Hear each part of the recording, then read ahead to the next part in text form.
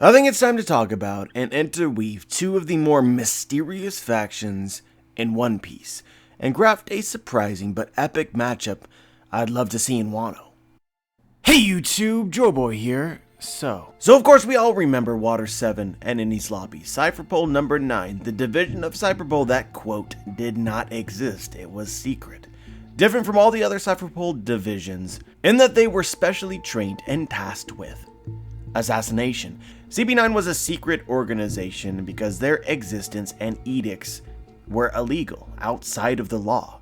And unlike other Cypherpole groups, they had permission to kill whoever, whenever, if they deemed them a threat to the world government or the world in general. Now that we know more, CP9 operated in much the same way that CP0 does, and is essentially the same thing, so it's no surprise that many of the members, probably all of them, were recruited to CP0. But the journey there to this day is a huge question mark. Right now, I would say the former members of CP9 are just in a really weird place in the story where it's hard to make sense of, what they will actually do.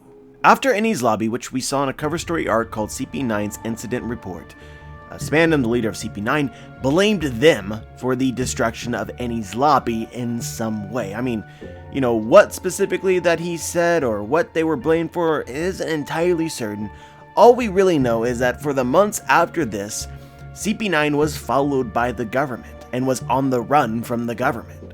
My personal theory here, guys, is that the government didn't want to admit that a pirate, Monkey D. Luffy, had attacked a huge government base in Enies Lobby and not only survived, but he also escaped. Throughout the story, we know that the Marines and the government are very sensitive to admit the truths in situations where they failed spectacularly, especially regarding pirates. So they then needed to justify their buster call on the island and whatever goal that they were trying to achieve there, and ultimately, the Straw Hat Pirates and their allies were replaced with the members of CP9. Again, that's just my theory, we don't know for sure. And so at the end of this cover story arc, we see Lucci send an ominous message to Spandam and his father. Eventually, we will return.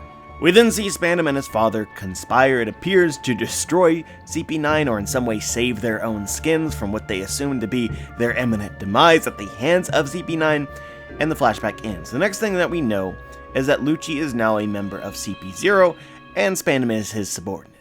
Obviously, guys, a lot of gaps to fill in here, and a lot of uncertain motivations. But a question I want to ask is, will Lucci betray CP0? I think that there's this general thought that the Straw Hats and Luffy makes allies out of just about everybody, even from people that we wouldn't consider to be, good guys. What is his purpose for joining CP0? Who is Lucci now, and has he changed from how he was before?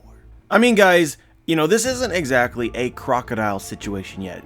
If you guys remember Crocodile allied with Luffy and allies and Marineford because of a mutual enemy sort of situation, or he had something to gain from that situation.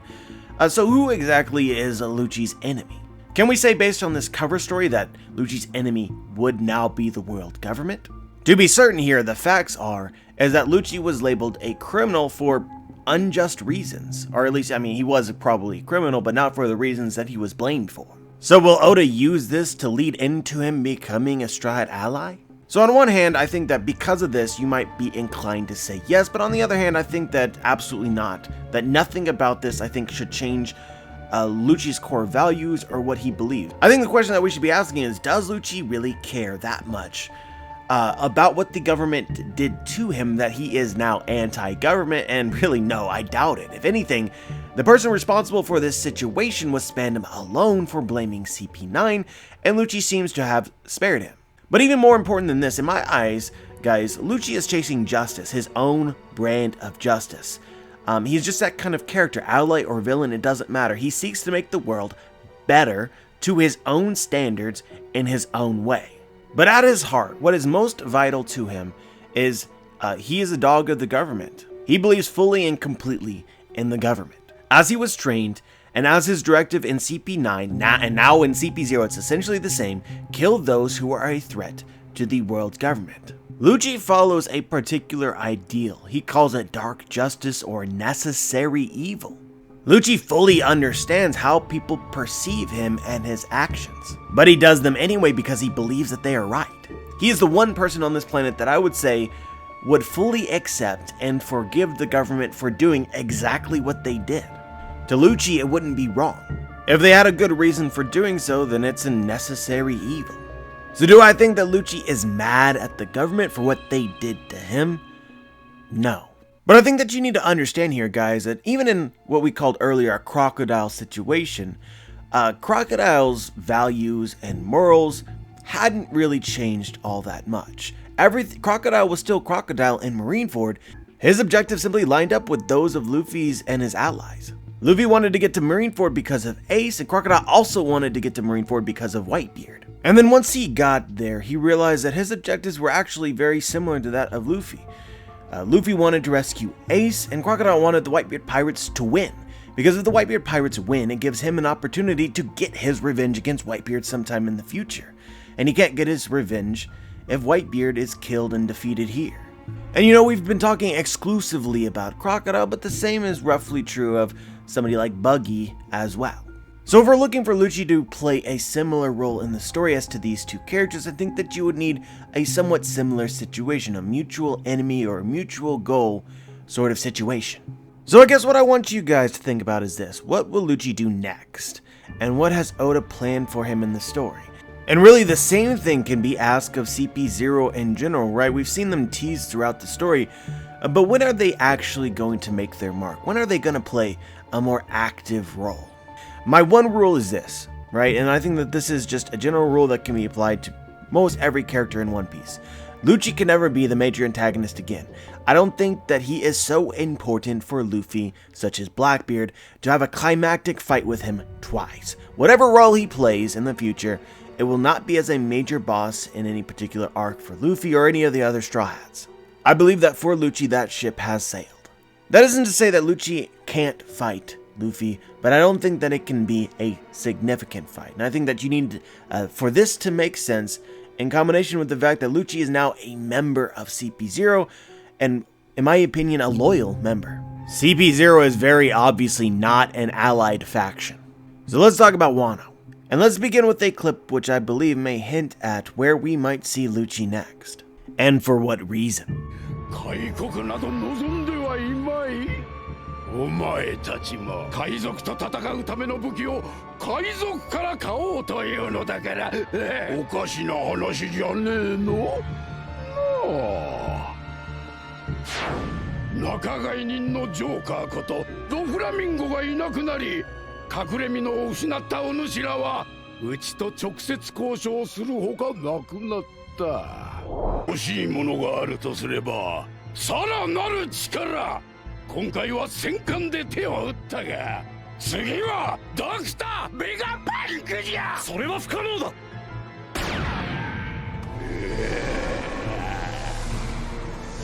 天竜人海軍、我々がそれを恐れていないことくらいわかるよな。So yeah guys, this is a challenge. I mean, this is essentially a declaration of war. Orochi is asking the government do something about it, if he can. The more you consider this scene, the more interesting I think that it becomes. I think that there are layers here you can peel off to find some truths that I think will undoubtedly affect the One Piece world and the movements of the great factions within. So let's understand it. As we know, Orochi has been producing weapons in Wano for over 20 years. From the start, this was Orochi's goal after becoming the Shogun. As commanded by Kurozumi Higurashi, he used weapons manufacturing as leverage for massive power backing, which we assume led him to find Kaido. They then developed a system to funnel the weapons out of Wano to the world at large. Doflamingo, Joker, the underground dealer, they sold their weapons to Doflamingo, who sold the weapons, as far as we know, to everybody else, including Cypherpole and the world government. For the world government's part, they needed weapons, as they say, to fight pirates. However, what I think that they don't say is that they needed these weapons to instigate fights and civil wars within countries across the world, for various reasons. When Doflamingo is defeated, we pan to wars across the world, and it doesn't appear to be just wars involving pirates. I think we can gather here that Cyberpol used Doflamingo's weapons, or the government used Doflamingo's weapons, or Kaido's weapons, either directly or indirectly, to help support wars in countries outside of their jurisdiction, countries not a part of the world government, possibly, and this is speculation, to destabilize them or put people in power more favorable for the world government so that they later join. In addition, these weapons could probably be used to help prevent revolutions within world government nations. The Revolutionary Army instigates revolution. The world government seeks underground weapons to help combat those. These weapons, likely untraceable, in a way, help the world government control and transform the world as they saw fit. Over a 20-year period, I believe Doflamingo's dealings became necessity for the world government, especially because of the actions of the Revolutionary Army. And guys, I want you to understand this connection because for some reason, it has not been explicitly explained yet, the Revolutionary Army is interested in the weapons that Kaido and Orochi were producing that Doflamingo was selling. Why were they interested in these weapons? Because the government was using them against them. So these weapons were vital in the shadow war between the Revolutionary Army and the world government. The revolutionaries incite revolution. The government can only fight back from the shadows. Fight back in a way nobody else can detect because these politics are supposed to stay within these countries. They're not supposed to be, it's evil to go into a country and force them to submit to your will. But yeah, let's just be straightforward here, guys. The government can probably produce weapons just fine. They are powerful and very wealthy. If all they needed were just weapons, guns of all sorts of varieties, they could probably find them, they could probably create them. What I think is more difficult is producing weapons that can't be directly traced back to them. Again, you see with the Revolutionary Army who are tracing the origin of these weapons to Dressrosa and Doflamingo, and we know their origin even before Doflamingo is Kaido and Orochi. The trail of where these weapons came from didn't lead back to the world government, even though the world government was the one purchasing them. And I think that is important. Doflamingo in this way is the government's fall guy, the one who gets the blame for illegal activity, even though the government is the one who is supporting this and purchasing this and being a part of this. You might say, well, can't the world government just hire someone else? Doflamingo goes down, Orochi's being difficult, why don't you hire someone else? Well, that someone else has, a competing business with Kaido. And I doubt Kaido wants to share the market, if you understand my meaning. This is probably why the government needs Kaido's weapons. He has the monopoly on underground arms dealing. And if you start building these weapons from, for instance, inside Marineford or New Marineford, with all the protection of the entire government and the Marines, then information is going to leak out about where all these countries that are in, getting these weapons, and it's going to come back to the government, and it's going to lead to even more distrust of the world government and even more fallout. This is exactly what the Revolutionary Army wants. They want all of these secrets of the government to come to light so that all the people from across the world turn against them and leave them and abandon them or abandon the Celestial Dragons. But now here we are and Doflamingo is defeated. We assume that these weapons are necessary. They are now forced to deal directly with Joker's supplier, Orochi and Kaido, and Orochi has the upper hand and he knows it. What do you think that they should do? What can they do? On a scale of 1 to 10 inches, how far is it up there? I think that it's really interesting and important the corner that Orochi has put the government and the Celestial Dragons in. I mean, he wore his threats on his sleeves. He said, I know you need me. I don't fear you. I have Kaido. How badly do you want the weapons I am making? Today I'm asking for a battleship. Tomorrow I'm asking for Vegapunk. Pay up or lose. I'm just be honest, guys. From what I know about the government and what I know about the Celestial Dragons, they're not going to take this threat kindly. And they're not going to give up Vegapunk, and they're going to be plotting or scheming something. So if you're looking for the possibility of Lucci teaming up with the Strats like they are allies, having a common enemy, a common goal, even though Lucci has not changed and still is a fundamental enemy of the Strats, this is how something like this would happen. The Strats right now are after Orochi and Kaido, and so are the Celestial Dragons. I am certain that they want Orochi to fall. Now, whether the same is true of Kaido is, I think, a little bit more debatable. As we speculated before, I mean, the government has had many years to try and take down Kaido. in a permanent capacity, and they haven't really done so, and I think that's because the Yonko, specifically Kaido, Big Mom, and Shanks, and Whitebeard were valuable to the government as obstacles, barriers from someone like Blackbeard or Luffy becoming the Pirate King. So do they want Kaido to fall with Orochi? My personal speculation is no. But now we have the alliance between Kaido and Big Mom, which makes that, the previous assumption less true than it was before, because this alliance is dangerous. But for sure, they want Orochi gone. And I think that ideally they would like to do it in a way which doesn't lead Kaido directly to their doorstep, i.e., rather than sending Marines, and maybe smarter, to send Cypher Pole. But yeah, let's backtrack for a moment and let's go back to Dr. Vegapunk and the Revolutionary Army, because there's still some things here that are really interesting to me that I would like to discuss. First off, I think most people, even myself, right? We see Orochi bring up that he wants Dr. Vegapunk, and we kind of brush it off. We ignore it, like, okay, well, the government isn't sending Vegapunk, so let's just move on with our lives. And even if such a thing seemed likely, there is so much going on already with Kaido and Wano that, Vegapunk would be too much, right? But I want to ask this question seriously. Was this line foreshadowing? Is Dr. Vegapunk going to make an appearance in Wano? Even if the government is sending him with the intention of retrieving him later or betraying Orochi. Remember guys, betrayal is a huge theme of Wano, and this would just be another example to add on.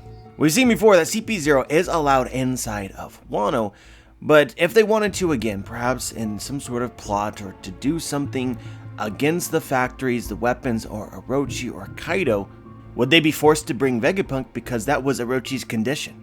And you need to keep this in mind, it's not as though anyone expects the Straw Hats to take down Kaido, even if they know that Straw Hat Luffy is in that country. They won't be counting on that, so they should be forming their very own schemes and plots and tactics.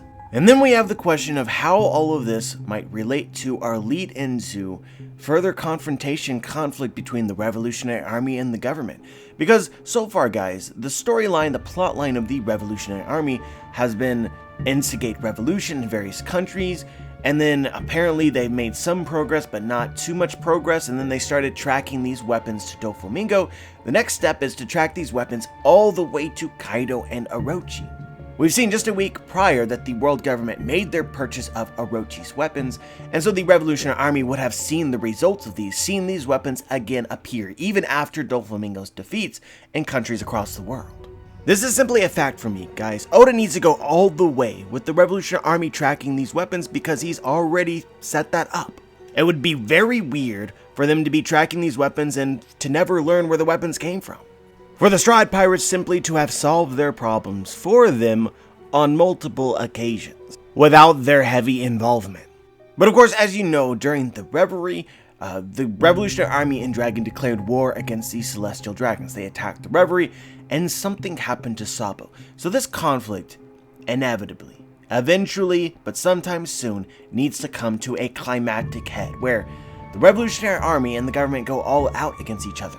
They both play all the cards that they have. The world government has Sabo, and Dragon has, or may possess soon, the secrets. And so as it appears to me, the Revolutionary Army's tactic is to reveal the government's secrets. That's something they have to at least try to do before they get defeated or whatever ends up happening to them. So I'd say the most common theory right now regarding Sabo is that the world government captured him, and that they are going to prepare for an execution similar to Ace in order to lure out and hopefully trap the Revolutionary Army.